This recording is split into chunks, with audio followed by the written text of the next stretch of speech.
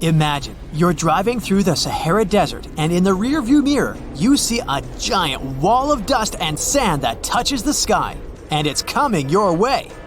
You speed up your little Jeep trying to outrun it, but it's too close. Some of these dust storms can be as high as 10,000 feet and shut out the light if it's broad daylight. Crazy enough, these sky-touching dust walls can last anywhere from 30 minutes. Haboob is an Arabic word that means to blow. They're known to cover entire cities when they're at their peak, and they're most common in May and September. If it's during the daytime, then you're safe, since haboobs mostly appear in the afternoon and the evening. However, just because you're not in the Sahara region or the northern parts of Sudan doesn't mean you're safe. These giant storms are also present in Central Australia, some parts of the United States, and areas near Mexico. They happen when thunderstorm winds blow out dust or sand and then create a giant wall. It's a column of sinking air inside a thunderstorm that strikes the ground and spreads out in all directions, snatching all of the dust particles along the way. You cannot outrun them unless you have cheetah legs and can sprint up to 60 miles an hour. And even if you do have cheetah legs, you still won't be able to outrun them. They block out all visibility so that no one can do anything beyond the wall. As tall as they are also many miles long, sometimes stretching as far as 100 miles, and appear out of nowhere. And once you're caught in one of these, then good luck. Besides blocking out all visibility, it's also very difficult to breathe in those. There are some safety tips and tricks in case you're caught in one of these dust traps. Firstly, you spot it coming your way, and if you're in a car, then don't try to outdrive it. The wind speeds are far higher than your car's. And even if you could outdrive it, the risk of driving insanely fast is another danger to worry about. It's highly advisable to pull over on the side but as far away from the main road as possible and park your car. Close all the windows and make sure you don't have any lights on, especially the brake lights. It might sound logical to keep them on to alert any oncoming driver behind you, but there have been some reports where drivers thought that the car lights were guides and they crashed into the parked cars. In some cases, there is no place to pull over, so maintain your speed and switch on the high beams. Turn on the blinkers so that people at the back can see you, and honk your horn every now and then so that if people can't see you, then they can hear you. Keep driving until the haboob passes through you. Oh, and don't leave any windows open as well. If you're without a vehicle and the haboob is coming your way, then try to find shelter in the nearest location and make sure to cover yourself with something. Most importantly, cover your face and close your eyes. These storms are especially dangerous for animals since they can affect their breathing. Many scientists point out that every haboob is a sandstorm, but not every sandstorm is a haboob. What makes a haboob stand out is that they're accompanied by a thunderstorm. Another risk of haboobs is the risk of wildfires. While these unique storms are something we should be worried about, there is something scarier than that. What's scarier than a raging tornado? A raging tornado covered in fire. Yes, it exists. Fire whirls are not that common to see, but they have happened in the past, especially during forest fires. For a fire whirl to happen, air needs to be dry. Scientists also call a fire tornado a pyrogenetic tornado. And like a regular tornado, there has to be open space to happen. That's why many of the tornadoes we see on the news happen between Texas and Arkansas, where there aren't many rocky lands and mountains. But of course, they can be all over the world as well. It's not often to see tornadoes in bustling downtown and condensed cities. They need a lot of open space, but it still may happen. A tornado forms in a supercell. That's when you have two different air temperatures conflicting. The vortex that we see in tornadoes forms when warm air and moisture in the upper region of the tornado cause an updraft. At the same time, cold and dry air is being pushed downwards from the sky, causing a downdraft. This happens as it begins to get bigger and bigger, causing it to tilt at an angle and then form a tornado. This updraft of warm air at the top will cause the vortex to grow even bigger with water vapor. This is the spiral funnel cloud we see in tornadoes. With pressure from the updraft and downdraft tugging on each other, a tornado is formed. You'll be lucky to outrun a tornado in a storm. Normally, it can run as fast as 30 miles per hour, but can even reach as fast as 70 miles per hour. Scientists usually predict tornadoes by monitoring the amount of moisture in the air. Every second counts when giving a warning. In some cases, you can see more than one tornado in the same storm. That's if you're in the region with extensive open land to fit them. Seriously, duck for cover if you're in one. But this doesn't really apply to a fire tornado. These happen out of nowhere.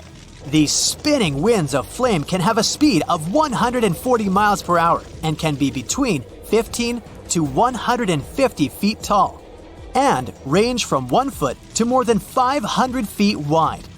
These monsters occur when so much smoke is accumulated and creates a sort of pyrocumulonimbus over the fire vortex. This basically means all the fire smoke mimics a thunderstorm, recreating the conditions it would need for a tornado to be formed in an actual thunderstorm. Here's a fun fact. Mini fire tornadoes can even occur in a bonfire, and they're called fire whirls. The principle of updraft and downdraft applies here as well, just on a small scale. So next time you're camping or setting up the fireplace, pay attention to the details. You might just find one spinning around, but don't worry, they don't grow or become dangerous. The best way to protect yourself is, you can't. If you're caught in one, then seriously, good luck. The best way is to hide away from it. What you can do is put a piece of wet cloth by your face to filter out some of the nasty stuff in the air to help your breathing. If you ever see a microburst storm, don't panic. It's a sudden surge of wind and rain, blowing and clouding anyone's vision that comes out of nowhere. It's a small version of a downburst, which is a column of sinking air with intensely high-speed winds associated with thunderstorms. Just like a regular tornado, these microbursts can severely damage landscapes and buildings. They're also very dangerous to airplanes flying above. Microbursts are no bigger than 2.5 miles in scale, but they can produce dangerous winds of up to 150 miles per hour, similar to that of a tornado. And just like haboobs, they can be extremely dry, but unlike haboobs, they can be wet or a combination of the two. The good thing about these is that there can be warnings before it takes place. When it does happen, drop everything and go as far away as possible. It's a good thing that you'll have around 6 to 12 hours to prepare yourself before it develops. The experts need to monitor the dry air and strong winds. Otherwise, getting caught in one of these is very, very dangerous. Now get a load of this. A red whirlwind sweeps along the coast of Australia and heads toward the nearest city. This tornado is unique, not by its color, but by what is hidden inside it. These are great white sharks, hammerhead sharks, tiger sharks, and bull sharks. Shark! They fly inside the hurricane, snapping their jaws and trying to grab a piece of meat. People who look at this bizarre phenomenon from the outside think that they've got something in their drinks, but this is reality. A shark tornado can really exist? Or not? Yeah, let's find out. In 1877, a rather unusual tornado struck a farm in Southern California. About 6 small alligators, about 1 foot in length, fell from the sky that day. In 1894, a tornado traveled through England and dropped poisonous jellyfish on people. There's a version that tadpoles instead of jellyfish fell on the ground that day, but it still sounds quite strange. In Kentucky in 1876, there was a black humor rain. Doesn't sound funny to me. Pieces of meat fell from the sky. The locals tasted them and said it was like mutton or venison. However, later, birds discovered that a flock of buzzards had flown over that area. The birds felt unwell and regurgitated their lunch right in the air. And then, I assume, so did the locals who tried it. In 1947, fish fell from the sky in Marksville, Louisiana. In 2005, there was a rain that contained thousands of frogs in Serbia. In 2010, a small town in Australia was hit by a rain of perches, fish. And now imagine that all these strange phenomena were caused by one villainous corporation where evil geniuses work, and one of them is you. So you decide to make the most incredible natural cataclysm in history, a tornado of sharks, or Sharknado. It seems like it's impossible, but you're going to try, because you have nothing better to do. So first, we need to understand what a waterspout is. It's a column of rotating air filled with clouds. This vortex occurs during a thunderstorm when warm air releases a large amount of heat. This heat becomes the energy that moves the rising air currents. This warm, moist air goes up, and cold, dry air descends. The difference in temperatures preserves instability and helps tornadoes develop. When it forms over the water, a tornado becomes a waterspout. It can draw in particles of seawater, some objects, and even fish. But everything depends on the strength of this vortex. You've probably seen it when tornadoes lifted cars into the air or tore the roofs off of buildings. There's a video on the internet where a tornado raises cows into the air, and an ordinary cow weighs about 1,400 pounds. Ooh. Now, in comparison, the great white shark is about 4,400 pounds. If a tornado could lift several cows, it could cope with a shark. But besides the great white one, there are tiger sharks, bull sharks, and hammerhead sharks. All of them weigh less. Therefore, there's no doubt that a tornado could possibly lift them into the air too. Okay, now we can assume it's in the realm of possibilities. The next step is to create a real tornado. To do this, you need to heat the air and then make it rotate. The cold air will start to go down and you will get a whirlwind. One engineer from Canada named Lewis built devices that created tornadoes. He made several prototypes before assembling a real vortex engine. According to him, anyone can do it. However, these vortices were small. His device created thin jets of air that swirled and produced mini tornadoes, which then quickly dissipated due to strong winds. Lewis started developing this idea to get a new source of electricity, but he needed to create a giant vortex that would go into the sky to power several houses. He didn't have enough finances and opportunities to do this, but the place where you work has enough money to do it. You take the concept of the vortex engine and invest several $1 million. You build several large turbines that direct air to one point and then heat it with the help of a powerful generator. To give your tornado more destructive power, you electrify the atmosphere.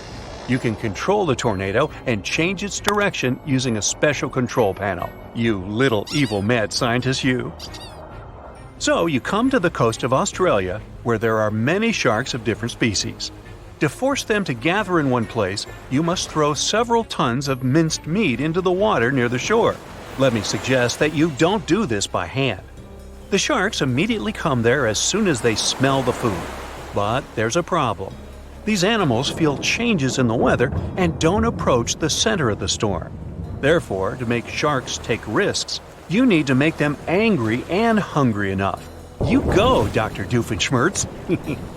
You spend millions of dollars to organize large-scale fishing. You throw huge nets into the water, and within a week, catch all the fish, shellfish, and other marine life that can become dinner for sharks. You move all the prey into giant aquariums and wait for the sharks to get hungry. A few days later, you notice many big fish congregating near the shore, looking for food. Then, you buy a couple of tons of ground beef from several butcher shops. You put it in a large container and lift it with the help of a helicopter. You dump the meat in a place where you see a lot of sharks. Lunch attracts fish within a 1-mile radius. At this moment, a large ship with the tornado generator approaches the shore. Hey, can't quit now, right? You start the engines and strong flows of warm air accumulate in the sky. Electricity flashes and condensation creates rain. A powerful vortex begins to form in the sky. You control it and direct it towards the sharks. The whirlwind pulls pieces of ground beef from the water. The dust particles mix with the meat and the tornado turns red. Oh, I think I'm gonna barf. You increase the strength of the wind and see how the sharks begin to rise into the air. More precisely, they jump out of the water to grab the meat and the tornado picks them up. When several sharks are inside the vortex, you direct them toward the shore. People are running in horror. Some sharks fall back into the water and some fall to the beach. The hammerhead shark falls right into the kitchen of a coastal restaurant and eats the whole menu. The shark is also a pig. You direct the sharknado into the city. The storm lifts trees and cars into the air and rips off the roofs of houses. Some sharks fall down to the streets. People are running in different directions. The shark vortex passes through the city, scattering sharks. Of course, sharks don't crawl on the ground and don't try to eat people. They're just in shock and don't understand what's going on. Hey, what can I say? It's a PG sharknado. Even in the ocean, sharks don't like to bite people. All attacks occur because sharks mistake them for seals or other sea creatures, which all look like food. Also, toothy fish can swim up to people out of curiosity. And now they're disoriented and having big breathing problems. Fish need a constant flow of water passing through their oxygen-extracting gills. Depending on the species, sharks can last without water for several minutes to an hour.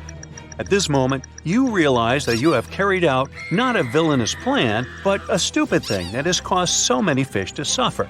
Now, you need to fix everything. You have several helicopters that can transport the fish back into the ocean, but they're twitching and snapping their jaws in fear. Therefore, to calm them down, you use darts with sedatives. Then you help rescuers to fasten the sharks to the helicopters and lift them into the air. You have to get one fish out of an apartment on the 7th floor. Another shark was lying in the park. A hammerhead caused a big traffic jam on the road, and this tiger shark fell on a fire truck.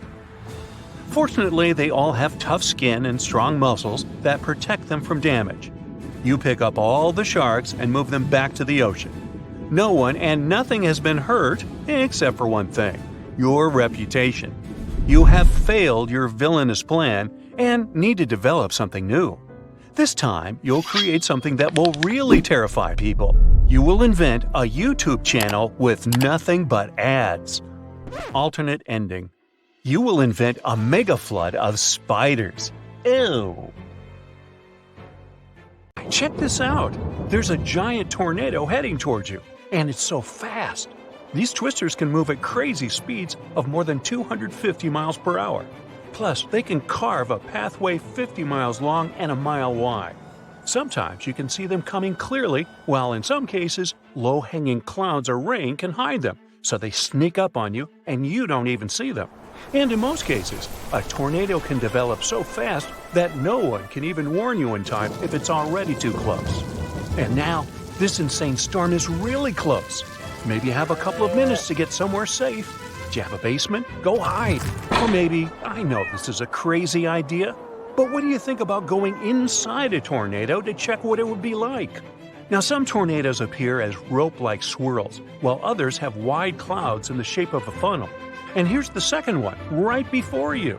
Look at these whirling winds born in a thunderstorm. They extend down from it to the ground. Many times, hail joins the party too. The U.S. itself has something like 1,000 tornadoes per year. Texas holds the record with about 120 tornadoes per year, a record not to be proud of. But you'll generally see most twisters in Tornado Alley, which is a stretch of land in the midwestern part of the U.S. They develop when warm, moist air coming from Mexico meets cool, dry air from Canada. These two clash and turn into a powerful storm that at some point can spawn tornadoes. And you'll see most tornadoes there between April and June, though lately some have come even in December. They can range from a regular dust storm to an incredibly powerful force that can carry away cars, large trees, and even houses. But this is a unique chance. You've never been this close, right? Plus, it's a gigantic one. You don't often get to see such a big one. Okay, ready then? It's getting closer. You feel the wind getting stronger while tossing dirt and debris in your face. You close your eyes and whoosh! You're inside, and it's crazy. Vicious winds are hurling and spinning you around. They're lifting you up at the same time. Feeling dizzy? Feeling like Dorothy from The Wizard of Oz? Now may be a good time to check what's really happening to you, while inside swirling with winds and... Oh wait! Is that your neighbor's motorcycle spinning together with you? Hope it'll stay that far away. Now, let's take a moment to catch up.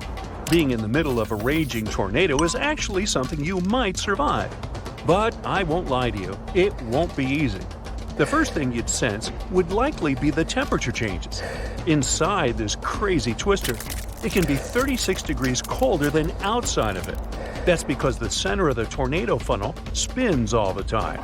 All that funneling makes the inside of the vortex way colder, and it makes the air way thinner than you used to. The air would be 20% less dense than, for example, what you would find at high altitudes. Now, I hope you're not planning to stay there for too long. Disclaimer here, the atmospheric pressure inside this swirling vortex is so low that your lungs won't be able to extract enough oxygen. Now, to give you a perspective of all this, breathing inside a tornado is like trying to get some air at an altitude of 26,000 feet. That's a pro level, similar to climbing Everest. So yeah, you'll need some help just to be able to take a regular breath. In short, you'll probably pass out after only a couple of minutes. But don't worry, I brought you this special mask, so breathing is not a problem anymore. Hey, did you notice how smooth the airflow from the inside is? Some storm watchers ended up inside a tornado. Later, they said it all looked so chaotic with all those raging clouds and wind swirling around. But from the inside, the air is surprisingly smooth. But that doesn't mean you'll get a peaceful ride because of it. And it's not a solo party in that thing. The neighbor's motorcycle is not the only thing you'll see there. Wood, bricks, glass, maybe even cars, cows, motorhomes, bricks, roofs, and other big objects. You'd be pretty lucky if nothing crashes into you in all that chaos. With all that debris that's swirling at, for instance, 310 miles per hour, you can hardly avoid it. But let's just say a miracle happens and you got through it. Now you're really dizzy, and you're just wondering when all of this is going to be over and if you're even going to be able to come out of this gigantic tornado. Well, the tornado will eventually slow down. It happens because cool air enters the twister. Just because things are settling down, it doesn't mean you can relax. Well, your stomach can, since all that crazy swirling is done, but the tornado will drop you from whatever height you're on when it stops. If you're somewhere in the countryside, there might be some soft bale of hay to break your fall. Oh wait, we're talking about a twister that's probably more than 45,000 feet tall, so that won't work. I hope you brought your parachute, because now would be a good time to pop it. Nope. Hey, don't worry, I'm all about happy endings, so I'll help you out. Here you go. And now you're slowing down, enjoying the view, if you even see anything around you from all that dizziness. How come there are clear sunlit skies from your left, you may wonder? It's not unusual. Tornadoes often form near the edge of a thunderstorm. It's like a border between two different worlds. And it wasn't even windy. Plus the air was very still before it hit, right? Well, that's common too. Okay, I think you know this kind of scenario is impossible in reality. So it would be best to find a safe spot quickly if a tornado is close by. Use your underground shelter first. And if you don't have one, your basement could be the next best choice. Prepare ahead of time with a battery-operated TV or radio, together with fresh batteries, or a device with internet to be able to hear the latest updates on the tornado. Include some non-perishable food, water, and other essentials prepared too. As it turns out, some people really were picked up by tornadoes, and they managed to go through it. A tornado actually dropped them a few hundred feet away without a scratch. Hey, I'd say that's a whole lot of bother just to save some bucks on Uber. But you can't have a guarantee you'll be safe or where you'll end up. It would be incredibly hard to get out of one of those big and fierce ones, though, like supercells. They fall into the category of the strongest type of storms, mostly thunderstorms. And imagine falling into waterspouts. Those could be fine, though, at least the beginning, because they're weak and they form over warm water. So they could be like a part of your spa day, at least until they move inland and turn into a real tornado. Now, dust devils wouldn't be that pleasant. They're not that big, but we're talking about columns of air that rotate at large speeds. And you can easily see them because of all that dirt and dust they pick up, which is why you need glasses for that. Whoops, wait, I forgot that, so I can't help you this time. But if it makes you feel any better, they're not associated with thunderstorms. Don't know why that would make anyone feel better when I think about it. But if you're willing to jump into a fire tornado, I'll find you a special suit that will keep you safe while spinning through smoke, gas, and flames. I promise. Columns here are narrow and they rise vertically into the air, similar to a dust devil. Of course, the heat is crazy. And as updrafts are becoming stronger, and if there's enough dry fuel, a fire whirl is turning into a real fire tornado that extends from the ground up to the cloud, moving incredibly fast. Okay, let's stop now. I'm pretty dizzy.